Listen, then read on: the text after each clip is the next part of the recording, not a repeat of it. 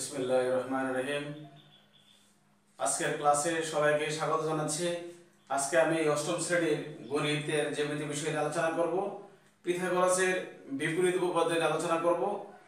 সেটা হলো, যদি কোনো ত্রিভুজের একটি বাহুর উপর অঙ্কিত বর্গক্ষেত্র অপর দুই বাহুর উপর অঙ্কিত বর্গক্ষেত্র দ্বয়ের সমষ্টি সমান হয়, তবে শেষোক্ত বাহু দ্বয়ের অন্তর্গত কোণটি সমকোণ হবে। এটা আমি আজকে প্রমাণ করে দেখাবো।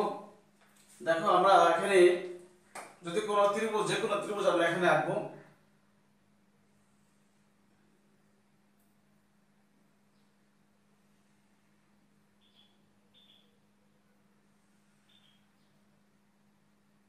এটার আমরা নাম দিলাম এ বি সি। এটা সমান করে পাশে আরেকটা ত্রিভুজ আমাদের আঁকতে হবে।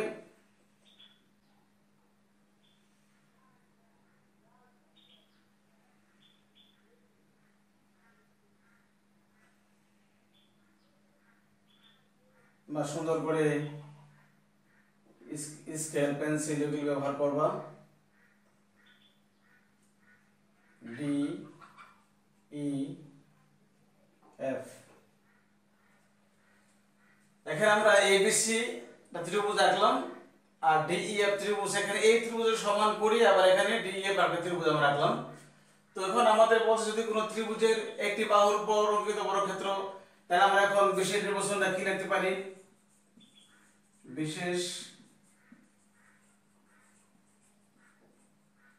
নির্বাচন। মনে করি এবিসি একটা ত্রিভুজ,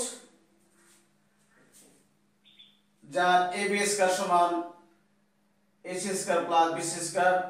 প্রমাণ করতে হবে সি কোণ সমান এক সমকোণ। এখানে বলছে, যদি কোনো ত্রিভুজের একটি বাহুর উপর অঙ্কিত বর্গক্ষেত্র, আমরা এখানে ধরলাম একটা বাহু এখানে এবি, তো অঙ্কিত বর্গক্ষেত্র এবি স্কয়ার অপর দুই বাহুর উপর অঙ্কিত বর্গক্ষেত্র দ্বয়ের সমষ্টি সমান, তাহলে এবি স্কয়ার সমান হবে AC square plus BC square. তবে শেষোক্ত বাহু দ্বয়, প্রথম বাহু ধরলাম আমরা এবি, শেষোক্ত বাহু হলো এখানে এসি এবং বিসি। শেষোক্ত বাহু দ্বয়ের অন্তর্ভুক্ত কোণটি সমকোণ হবে। তাহলে এসি এবং বিসি এর অন্তর্ভুক্ত কোণ এখানে সি কোণ, তাহলে সি কোণ কি হবে? আমাদের সমকোণ হবে। সি কোণ সমান এক সমকোণ, এটা আমরা হলো আমাদের বিশেষ নির্বাচন। তাহলে মনে করি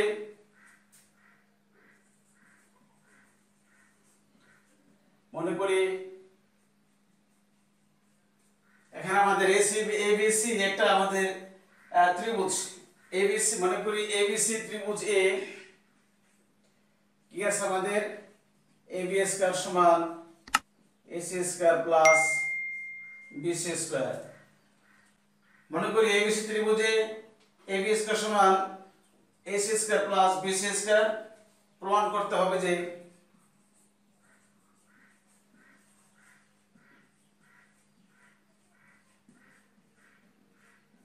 সি কোণ সমান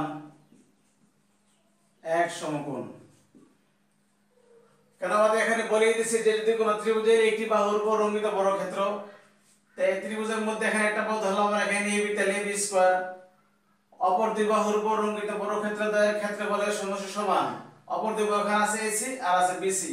এই দুইটা কি হবে? বর্গক্ষেত্র দ্বয়ের সমষ্টি সমান হবে এই বাহুটা। আর প্রমাণ করতে হবে কি বলছে? শেষোক্ত বাহু দ্বয়ের অন্তর্গত কোণটা আমাদের সমকোণ হবে। শেষোক্ত বাহু এখানে এসি এবং বিসি এর অন্তর্গত কোণ এখানে সি কোণ সমান এক সমকোণ। এটা আমাদের বিশেষ নির্বাচন হয়ে গেল।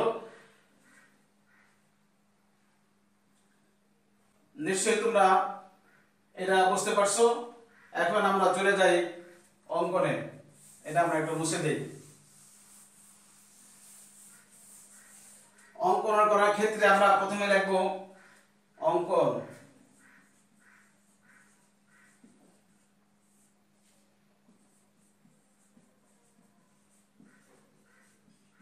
এমন একটি ত্রিভুজ ডিইএফ আঁকি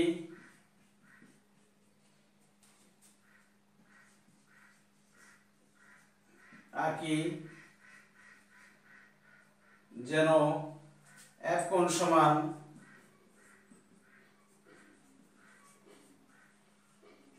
এক সমকোণ। এমন একটি ত্রিভুজ ডিইএফ আঁকি যেন এফ কোণ সমান এক সমকোণ, আর ইএফ সমান হবে বিসি এবং ডিএফ সমান এসি, ডিএফ সমান এসি, এই আমাদের অঙ্কন। এমন একটা ত্রিভুজ ডিইএফ আঁকি যেন এক কোণ এক সমকোণ হয় এবং ইএফ সমান বিসি। আমরা যখন অঙ্কন করব তখন আমরা বিসি সমান করে আমরা এখানে এ আঁকবো, এসি সমান করে আমরা এখানে ডিএফ আঁকবো। ইএফ সমান বিসি এবং ডিএফ সমান এসি হয়। এই আমাদের অঙ্কন হয়ে গেল। এরপরে আমরা চলে যাই প্রমাণের ক্ষেত্রে।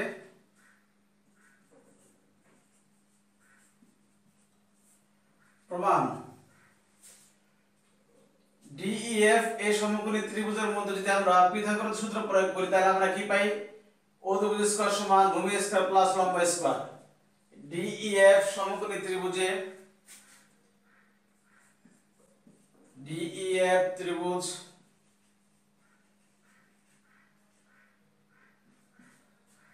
ডিইএফ সমকোণী ত্রিভুজে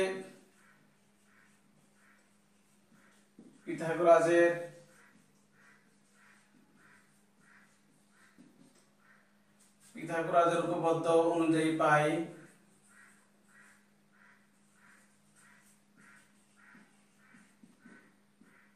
আমরা কি পাই? আমরা পড়ে আসছিলাম এর আগে যে অতিভুজ স্কয়ার সমান ভূমি স্কয়ার প্লাস লম্ব স্কয়ার। তাহলে আমরা এখানে লিখতে পারি ডিই স্কয়ার সমান EF square plus DF square. আমরা এখন ইএফ সমান কি লিখতে পারি? ইএফ সমান লিখতে পারি বিসি, আর ডিএফ সমান লিখতে পারি এখানে এসি। আমরা বিসি নির্বাচন লিখছিলাম এবি স্কয়ার সমান AC square plus BC square. তাহলে এখন আমরা BC square plus AC square কি লিখতে পারি? লিখতে পারি আমরা এবি স্কয়ার। এখন যদি আমরা রুট করি ডিই স্কয়ার সমান এবি স্কয়ার, রুট করলে কি হবে? সুতরাং ডিই সমান এবি, রুট করলে আমরা কি পাই? ডিই সমান সমান আমরা এবি পাই। নিশ্চয়ই তোমরা এটা বুঝতে পারলা। আমরা এখন দেখাইব যে এখন আমরা দেখব যে এবিসি ত্রিভুজ এবং ডিএফ ত্রিভুজ কিভাবে সর্বসম হয়। এবিসি ত্রিভুজ এবং ডিইএফ ত্রিভুজের মধ্যে ইএফ সমান বিসি, ডিএফ সমান এসি, ডিই সমান এবি। যদি একটা ত্রিভুজের তিনটা বাহু সমান হয় তাহলে ত্রিভুজটা সর্বসম হবে। এখন আমরা দেখব। তাহলে আমরা এটা মুছে দেই।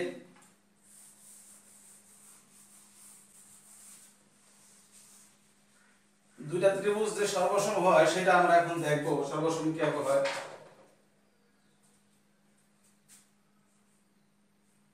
এটা ত্রিভুজ চিহ্ন এবিসি ত্রিভুজ ও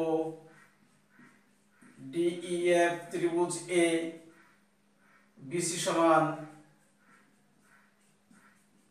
ইএফ, বিসি সমান ইএফ, এসি সমান ডিএফ এবং এবি সমান ডিই। তাহলে সর্বসম শর্ত অনুযায়ী আমরা জানি যে একটা ত্রিভুজ যদি তিনটা বাহু সমান থাকে তাহলে ত্রিভুজ দুইটা সর্বসম হবে। অর্থাৎ আমরা কি বলতে পারি? সুতরাং এবিসি ত্রিভুজ সর্বসম ডিইএফ ত্রিভুজ। তাহলে সর্বসমতার ক্ষেত্রে হলো কিভাবে হলো সেটা আমরা দেখলাম। যদি সর্বসম হয়ে যায় তো তখন আমরা কি বলতে পারি? আমরা এখন বলতে পারি সুতরাং সি কোণ সমান এফ কোণ। সর্বসম হয়ে গেল কি বল? সি কোণ সমান এফ কোণ। এখন এফ কোণ আমাদের এক সমকোণ, কিন্তু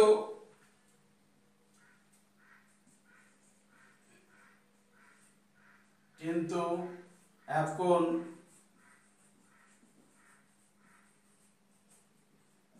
এক সমকোণ হওয়ায় আমরা কি বলতে পারি? এফ কোণ এক সমকোণ হয়ে গেলে আমরা কি অটোমেটিক বলতে পারি? সুতরাং সি কোণ সমান এক সমকোণ। সহজ একটা জ্যামিতিতে লেখেনি যে ধাপগুলো আমাদের মনে রাখতে হবে। আশা করি তোমরা এই পিথাগোরাসের বিপরীত উপপাদ্যটা তোমরা নিশ্চয়ই ভালো করে বুঝতে পারছো। তোমরা যখন ভিডিওটা দেখবা খাতা কলম নিয়ে বসবা, বারবার প্র্যাকটিস করো, বারবার দেখবা, তাহলে বুঝতে পারবা। আজকে পর্যন্ত থাক, পরবর্তীতে আবার তোমাদের সাথে অন্য কোনো ক্লাস নিয়ে দেখা হবে। আল্লাহ হাফেজ।